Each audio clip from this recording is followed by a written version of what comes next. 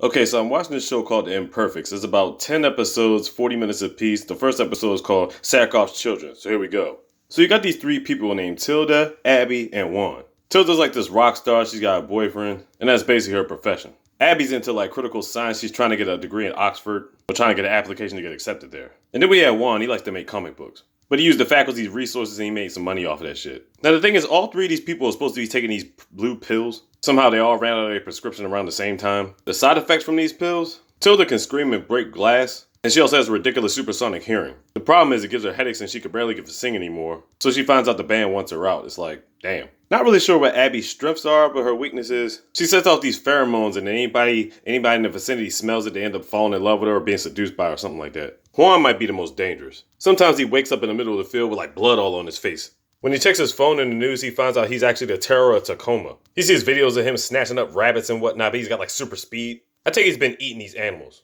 So they all end up going to this building to meet this doctor by the name of Alex Sarkov. Apparently all three of them have been test subjects there for like the last 7 years. They go to Alex so they can get their pills and whatnot. Now apparently these pills weren't supposed to cure their side effects, basically just to maintain them.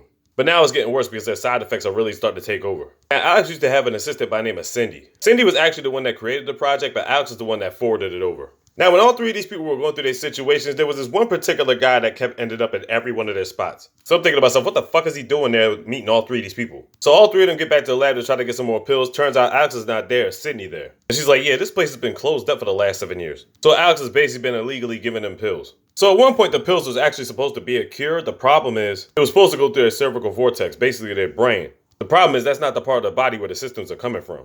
Symptoms, I mean. So after all three of them are there trying to figure out what's going on and Sidney's trying to help them out, all of a sudden the dude they kept seeing just pops up out of nowhere and he's demanding that Abbi gives him this green tablet thing that she had picked up. I don't know if they were cures or whatever, but she was going to take them and do some research on it. He tries to take them by force after manhandling niggas and all of a sudden Juan turns crazy. And we thought at that point he turned into a werewolf. He turned into some type of crazy ass beast and snacked on the other dude's neck, so we thought he was done deal daddy shit. Sidney was able to sneak up on Juan before he went on a fucking killing spree and basically sedate him, had him strapped up in a chair. Now while they had this other guy strapped up to the chair who was thinking that he's dead because Juan was snacking on his neck, they opened up his insides and found that he actually has 3 lungs.